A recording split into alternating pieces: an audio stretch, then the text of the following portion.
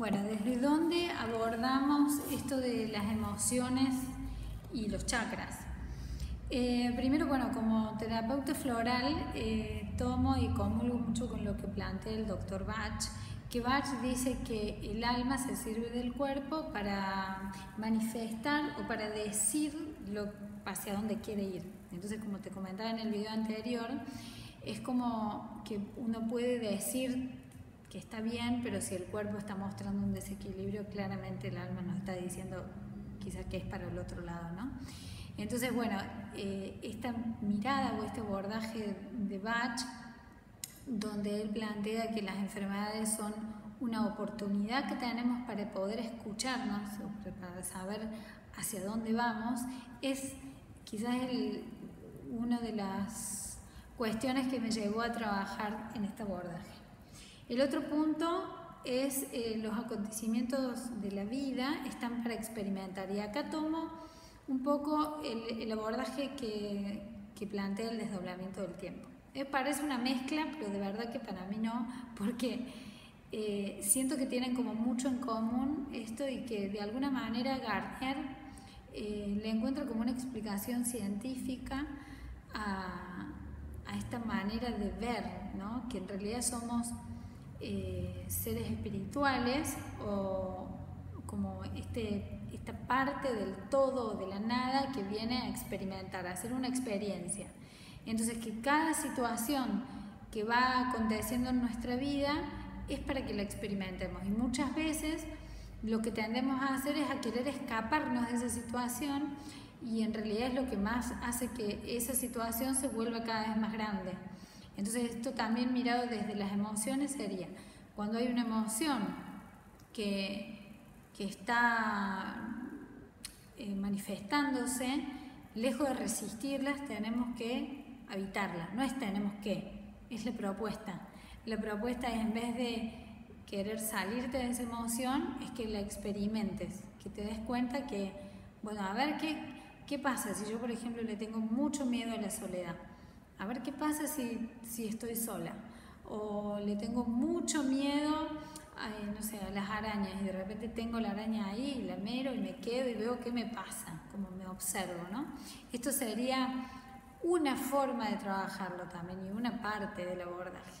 Porque el otro abordaje también tiene que ver con la mirada que propone el doctor Levy, que es una mirada asistencial de nuestras emociones, ¿no? Donde dice que las emociones son señales que van como marcándonos hacia dónde ir. Vamos a ir profundizando cada uno de estos puntos. Por otro lado, este paradigma, pasar desde el paradigma mente-cuerpo al paradigma espíritu-cuerpo. ¿De qué se trata esto? Muchas veces, o hemos escuchado abordajes donde han hablado mucho de cómo la mente afecta a nuestro cuerpo. Entonces, por ejemplo, si yo estoy pensando en una situación y empiezo a darme manija, ponele, mi hijo no llega de bailar, entonces estoy pensando y me empiezo a hacer una cabeza, y seguramente dónde estará, y debe estar en una clínica, y por qué no me llama, y entonces mi cabeza empieza como a volar cada vez más, y entonces el cuerpo empieza a sentir mucho miedo, y bueno, empiezo a fabricar las glándulas suprarrenales y la adrenalina y el cortisol, y esto me genera mucho estrés, y de repente mi hijo, bueno, nada, todavía estaba con los amigos, pero todo eso pasó en mi cabeza, ¿no? Pero es como que la mente, que empezó a pensar, fabricó o hizo que el cuerpo sintiera, bueno, lo que hace sentir, por ejemplo, el miedo, ¿no? Que le pase algo a un ser querido. De ese paradigma mente-cuerpo, de cómo la mente afecta al cuerpo, vamos a pasar al paradigma espíritu-cuerpo. No es que no lo vamos a tomar, sí, lo vamos a tomar, pero también vamos a ir en dirección a que es el espíritu el que nos está pidiendo, a través del cuerpo, ir hacia un lugar. Por eso esta analogía que se plantea en el Bhagavad Gita, donde dice que es como, hace la analogía con un carruaje, donde los caballos son el deseo o las emociones, las riendas son la voluntad, el cochero que mantiene esas riendas en la mente, el carruaje es el cuerpo y el pasajero es el alma. Entonces hay que escuchar al alma y no al cochero, ¿no? Es como esto, empezar a entender que nuestra alma es la que nos pide ir a determinado lugar. El tema es que muchas veces escuchamos a la mente que está teñida de cultura, de lo que nosotros deberíamos o creemos, ¿no? O de lo que se espera de nosotros. La mente se tiñe de un montón de capas y de repente no escucha al pasajero, que sería el alma, que es quien vino a experimentar, ¿no? Por otro lado, bueno, esta mirada de los chakras como el abordaje que nos ayuda a interpretar o a decodificar de alguna manera los distintos desequilibrios. Entonces, bueno, el abordaje de los chakras, visto desde la filosofía hindú, habla de que son centros de energía que se distribuyen en la columna. Chakra quiere decir rueda, que están distribuidos en la columna. Hay miles, pero nosotros tomamos 7, que serían los principales, arrancando por el primer chakra, que, a ver, antes de entrar a los chakras, hablo en líneas generales. Cada chakra ocupa un lugar en nuestra columna, tienen como una ubicación en nuestra columna, y que de alguna manera se trabaja de manera analógica.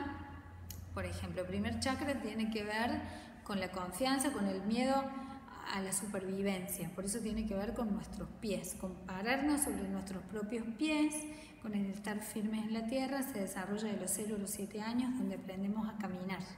Entonces, la manifestación física del primer chakra son nuestras piernas, que nos desplazan, nos llevan de un lugar al otro, nos hacen que estemos anclados en la tierra.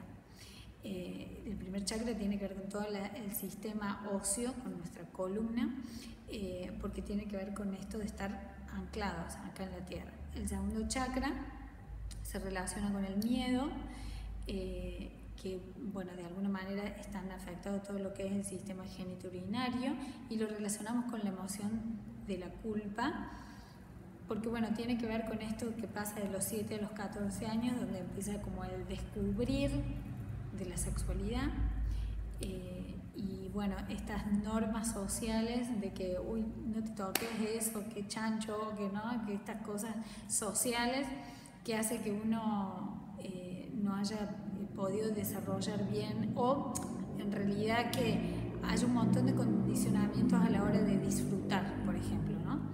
Entonces por eso se relaciona con la culpa. Tiene un montón más de analogías, pero estoy haciendo un pasado rápido por cada uno de los chakras. La idea es ir profundizando uno a uno los chakras. El tercer chakra, que tiene que ver mucho con el enojo, la ira, con el desarrollo de nuestro poder personal, porque es el elemento fuego. Vamos a ver que cada chakra tiene un elemento. El primero es la tierra, el segundo el agua, este tercero, que es en la boca y el estómago, está relacionado con el fuego. Y se desarrolla mucho cuando, o la emoción de que lo desequilibra, podemos decir que es el enojo o la ira, pero también la vergüenza.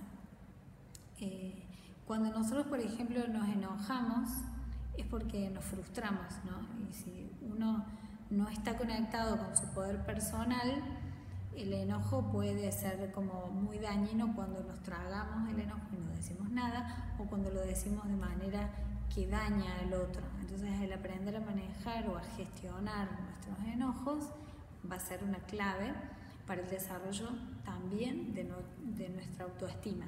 Porque como tiene que ver con el poder personal, bueno, trabajar este chakra nos va a ayudar mucho en el crecimiento de la autoestima. El cuarto chakra es el chakra del medio, es el que va a equilibrar los chakras superiores con los chakras inferiores. Fíjate que este cuarto chakra se representa con las dos manos o los dos brazos. Tiene que ver con esto del dar y recibir, por eso está muy relacionado con el sufrimiento por el apego. Entonces se lo relaciona, por ejemplo, con la tristeza o el resentimiento. ¿no? Cuando pierdo un ser querido, o cuando alguien me ha hecho mucho daño y eso me enoja y me deja resentida, de resentir, de volver a sentir. Entonces vamos a trabajar esas emociones en el cuarto chakra. Y fíjate que los chakras superiores ocupan esto de lugar en el cuerpo, ¿no? Tienen una energía mucho más sutil. El quinto chakra tiene que ver con o se nos desequilibra por las mentiras que nos decimos. Y también quizás que decimos, ¿no? Cuando lo careteamos. También tiene que ver con la comunicación. Cuando lo que quiero decir o no puedo decirlo o lo digo mal, este chakra se desequilibra. Tiene que ver también, cada chakra se relaciona con un desequilibrio en el cuerpo físico también. El sexto chakra se relaciona o se desequilibra con la duda, y es cuando dejamos de escuchar a nuestra intuición y empezamos a darle autoridad a lo que quizás el otro nos dice. También hablamos de la dualidad que tenemos en nuestra pareja interior, ¿no? Me gusta, como lo dice Levi, donde habla de esta dualidad entre nuestro femenino y nuestro masculino, que a veces está, ¿no? Como si dijeras, tu corazón quiere una cosa y tu mente quiere otra, ¿no? Entonces esta búsqueda de unir esta energía femenina y masculina en nosotros, dando prioridad al escuchar nuestra sabiduría interior, que tiene que ver con la conexión con la intuición. Y el último chakra, el séptimo, que tiene que ver con el orgullo, y que es esto cuando queremos controlar todo lo que está pasando en nuestra vida. Quiero que sea así, de esta manera, de aquella otra manera. Bueno, el séptimo chakra, cuando tomamos conciencia de que todos somos uno, que vinimos a experimentar, que el otro no es más que un reflejo que está ahí, que yo lo puse ahí como una forma de aprender. Otra vez esto de vinimos a experimentar. Cuando podemos entender esto, viene como realmente ese cambio de poder sentirnos uno con el universo, uno con todas las cosas que nos pasan. Entonces ya no es que me pasa, sino que puedo observar y experimentar lo que me está pasando y poder mirarlo. Este resumen que hice prácticamente en Fórmula 1, porque fue muy rápido y por supuesto nada profundo, sí fue como un paso rápido por los chakras y de cómo lo vamos a ir relacionando. En los apuntes lo tienen uno por uno en cómo lo vamos a ir trabajando, y en cada módulo iremos trabajando cada una de estas emociones abordadas desde la mirada de Levi, desde la mirada del libro de Harriet de Hawkins, y bueno, algo también de otro libro también en nuestra bibliografía que vamos a tener, y también la mirada de Hammer como una posibilidad también de reconocer las emociones y el sentido biológico, ¿sí? Así que bueno, vamos a seguir avanzando un poquito más en qué son las emociones.